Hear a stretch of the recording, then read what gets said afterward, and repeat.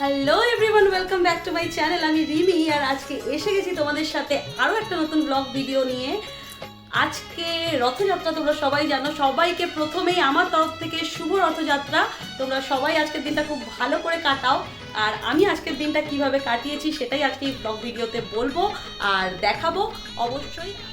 আজকের দিনটা নিয়ে তো প্রচুর স্মৃতি আমাদের ছোটবেলা থেকে জড়িয়ে রয়েছে।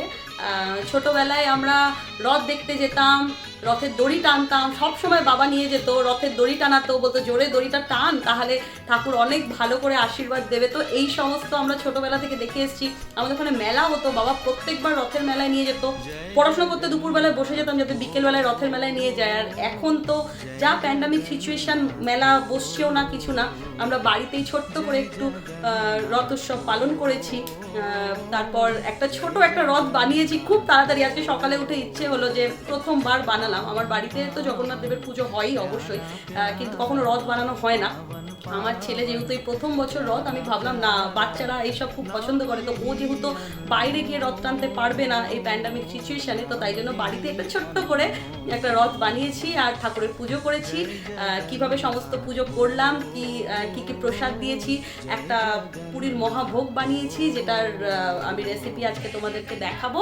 আর আমার মারাও কিভাবে আজকে পুজো দিয়েছে তার এক দুটো ছবি আমাকে পাঠিয়েছে, সেটাও আমি তোমাদেরকে দেখাবো। কারণ ওই পুজোটা আমি খুবই মিস করছি। মানে আগের বছর পর্যন্ত আমি আমার বাপের বাড়ির পুজোটাকে দেখে এসেছি, এবছর আমি এখানে নতুনভাবে নিজে করছি। এখানে তো আমার শ্বশুর শাশুড়িও নেই, বাবা মাও নেই, তো নিজে করছি, নিজের মতো করে টুকিটাকি যতটুকু পেরেছি করেছি।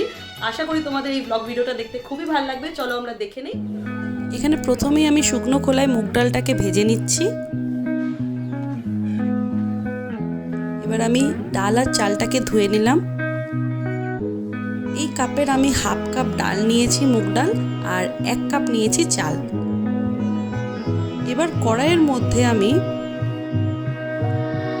3 চামচ ঘি দিয়ে দেব।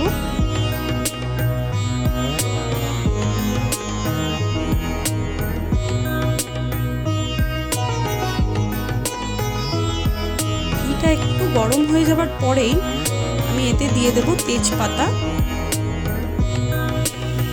আর হাফ চা চামচ মতো দিয়ে দেব সাদা জিরে। এখানে আমি হাফ চা চামচ দিয়ে দিচ্ছি গরম মশলা। এগুলোকে একটু নাড়িয়ে নিচ্ছি। এখানে আমি আদা কুচি দিচ্ছি, লম্বা লম্বা করে আমি সামান্য একটু আদা কুচি করে রেখেছিলাম।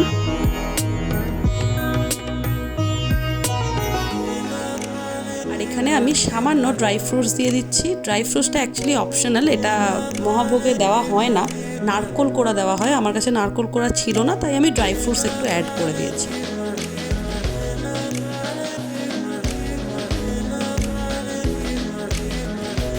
এখানে গরম মশলার পরিবর্তে হিংও ব্যবহার করা হয়, আমি হিংটা দেইনি।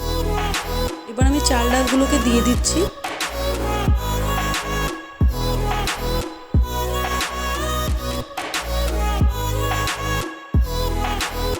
এগুলোকে একটু নেড়ে নেব।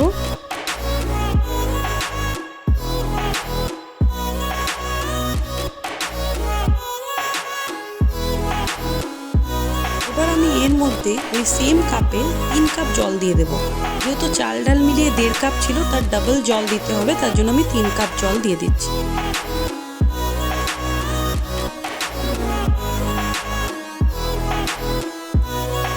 এবার আমি এগুলোকে একটু মিশিয়ে নিচ্ছি জলের সাথে।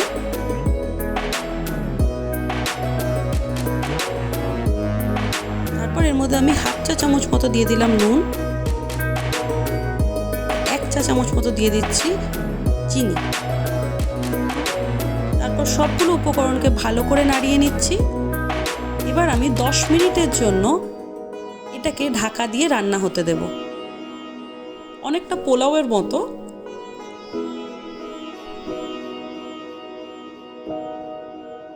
10 মিনিট পর ঢাকনা করে দেখতে পাচ্ছ অনেকটাই জল মরে এসছে। আর একটু নাড়িয়ে নেব। এই সময় কারো যদি নুন বা চিনি ব্যবহার করতে লাগে, স্বাদ অনুযায়ী তোমরা দিয়ে নেবে। আবারও আমি 5 মিনিট ঢাকা দিয়ে রেখে দেব। ততক্ষণ আমরা একটু পনিরটা দেখে নেই। আমি একটা কড়াইয়ের মধ্যে 1 চামচ ঘি দিয়েছিলাম, তার সাথে পনিরটাকে আমি একটু ফ্রাই করে নিচ্ছি।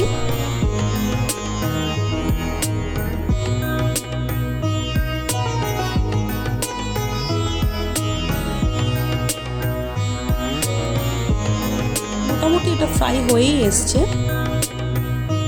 এবার আমি একটু খিচুড়িটা দেখে নেই। দেখতেই পাচ্ছ ঢাকনা খোলার পরে আমাদের মহাভোগের খিচুড়িটা হয়েই গেছে। অল্প স্বল্প যে জলটা রয়েছে সেটা আমি একটু আঁচ বাড়িয়ে সেই জলটাকে মরিয়ে নেব। খিচুড়িটা হয়ে গেছে, এবার আমি পুজো কিভাবে করছি দেখে নাও তোমরা।